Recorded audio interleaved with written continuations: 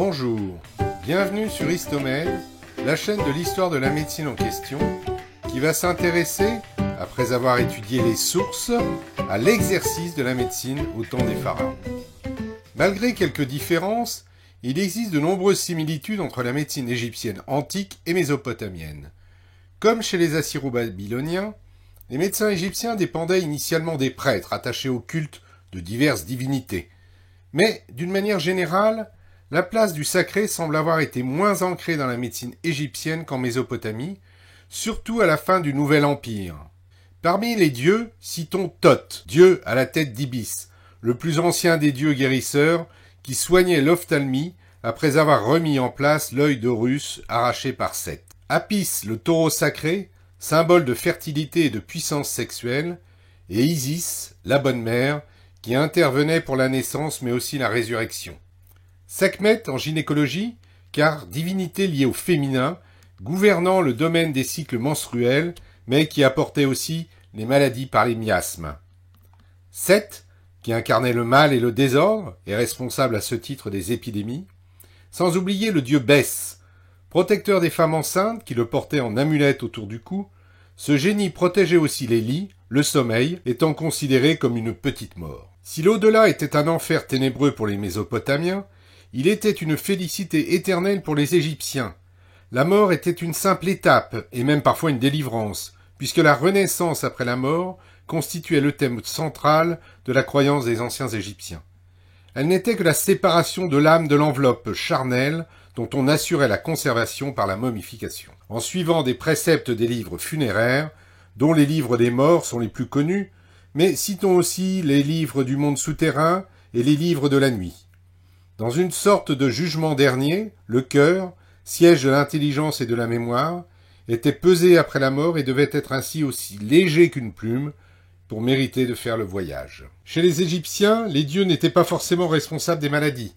Cela n'empêchait pas les maladies d'avoir une cause surnaturelle, mais les dieux étaient là pour aider à guérir, d'où les amulettes protectrices, les formules de transfert chères à la médecine magique, mais utilisées comme en Mésopotamie, en association avec des remèdes pharmacologiques. Les incantations sont excellentes pour prendre les remèdes, et les remèdes sont en rapport avec les incantations, disaient les livres sacrés. Cela résume la médecine archaïque. Mais plus encore que la médecine mésopotamienne, la médecine égyptienne reposait sur un système philosophico-religieux très complexe, dans lequel le souffle de la vie rentrait par l'oreille droite et le souffle de la mort par l'oreille gauche. L'Égyptien ne considérait jamais le corps physique comme un tout. Le corps n'était qu'un des 8 éléments constitutifs de l'individu, 4 sur le plan concret, dont le corps Ket, l'enveloppe charnelle, le nom, le cœur et l'ombre, et 4 imaginaires. L'Ak, une énergie qui pouvait être assimilée à l'âme, le Ka, le Ba et le Sahu. La mort dissociait ces 8 éléments, et le but de la monification était de conserver une enveloppe charnelle, afin que les éléments spirituels comme le Ka ou le Ba n'errent pas en dehors de lui, et que l'Ak puisse s'élever du corps jusqu'au tribunal divin. Comme en Mésopotamie, les prêtres égyptiens gagnèrent progressivement en autonomie, jusqu'à se libérer en partie de la magie. Cette laïcisation fut en partie due à la clairvoyance des prêtres, que nous venons d'évoquer, qui adoptèrent les notions cliniques des médecins ordinaires, qui eurent de leur côté l'intelligence de se placer sous la protection divine, voire à se diviniser eux-mêmes. Je veux parler d'Imhotep. Au départ, Imhotep était le ministre et l'architecte de Djéser, pharaon de la 3e dynastie, soit vers moins 2750 avant Jésus-Christ. D'ailleurs lui-même surnommé le guérisseur, et pour lequel il construisit la pyramide de Saqqara, un des premiers monuments de l'histoire de l'humanité. Imhotep, devenu figure philatélique, littéraire et cinématographique, était aussi chef des scribes et alchimistes, car il s'agit d'une période où l'activité du médecin n'était pas encore bien définie par rapport aux sciences en général. Imhotep doit surtout son titre de médecin, car il fonda les maisons de vie, qui jouèrent un rôle de conservation des textes médicaux, avec une transmission du savoir, de père en fils le plus souvent, et qui préfigurent les écoles de médecine et les monastères du Moyen-Âge, organisation sans doute transmise aux Grecs par les Coptes. Imhotep, littéralement celui qui donne satisfaction, sera divinisé plus tard, vers moins 1000, soit près de 2000 ans après sa mort, et des temples lui seront dédiés à Memphis, Thèbes, Philae et Edfou, autant de centres de diagnostic et de traitement participant à cette laïcisation. Néanmoins, Si la place du sacré paraît moins ancrée dans la médecine égyptienne qu'en Mésopotamie, surtout à la fin du Moyen Empire, la religion va revenir en force à la basse époque. Mais revenons à notre question initiale, comment exerçaient les médecins égyptiens? Il y avait 3 sortes de médecins, le wabou, le saou et le sounou. Le wabou était un prêtre exorciste attaché au culte de Sekhmet, responsable des épidémies, ou de Thoth. Il est évoqué dans ce texte Moyen Empire: « J'étais un prêtre de Sekhmet, puissant et habile dans son métier, qui met la main dans les malades, qui sait ainsi ce qu'il en est, qui est habile avec la main. » Connu comme tenant son pouvoir des néthers, il soignait essentiellement les riches. Une 40aine d'entre eux nous sont connus par les papyrus ou par leurs tombes. Le saou était un prêtre magicien et une sorte de sorcier rebouteux qui dépendait de Selket. Par ses connaissances, il était le seul à pouvoir lutter contre les puissances invisibles responsables des maladies et de maux inconnus. Il est souvent représenté sous forme d'un scorpion attaquant un homme. Sa dimension était aussi magique. Il soignait par formule incantatoire ou avec des amulettes ou des statues guérisseuses. Il surveillait aussi les vases canopes et avait une fonction de vétérinaire. Le dernier type de soignant, le sounou, était l'équivalent de notre médecin actuel, ou plutôt l'équivalent du clerc du Moyen-Âge. Environ 150 sounous nous sont connus. Il vivait dans les villages et dans les villes de sa région. Sa fonction était héréditaire. Elle passait d'abord de père en fils, sinon au sein d'une même famille, et à défaut au sein d'une même caste.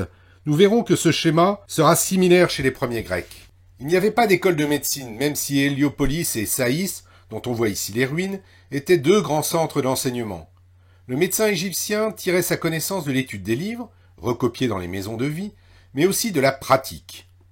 Le sounou était volontiers spécialisé, selon Hérodote, pour les yeux, le ventre. Cette spécialisation était valable dans les grandes villes, mais pas dans les campagnes où le médecin était forcément généraliste. Il s'agissait d'une spécialisation au sens large. Il y avait ainsi des médecins affectés au cimetière, aux embaumements pour s'assurer de la bonne exécution des rites funéraires, sur les chantiers. Le sounou, qui commençait d'ailleurs par être spécialiste avant d'être généraliste, pouvait se faire aider d'auxiliaires médicaux comme des infirmiers, et il était souvent fonctionnaire pour Diodore. Fonctionnaire assez hiérarchisé d'ailleurs, du médecin de chantier au médecin militaire jusqu'au médecin du pharaon, avec des titres qui sont parvenus jusqu'à nous: Mersounou pour chef médecin, Sénej Soussou pour médecin inspecteur. Ici, des hiéroglyphes pour désigner le dentiste et le chef des dentistes.